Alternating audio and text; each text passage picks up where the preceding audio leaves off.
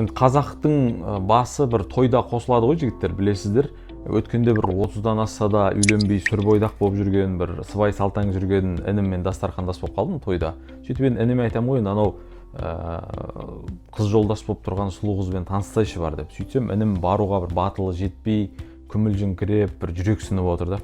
Жігіттер, сұлу қызбен танысу үшін міндетті түрде бір түріңіз тәуекел мүсілімдікіндей ме, осыдан бір 30 жыл бұрынғы Леонардо Ди Каприо, бір Шахрух Хан сияқты болу міндетті емес.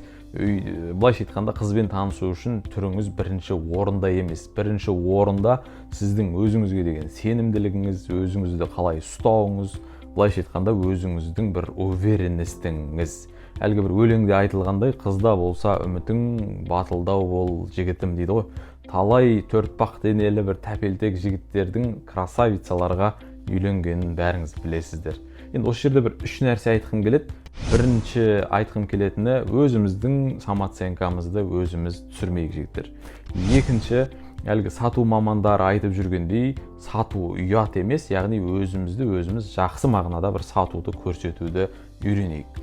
Үшіншіден, қыз красавица болса, маған қарамайды деп те қателеспейік.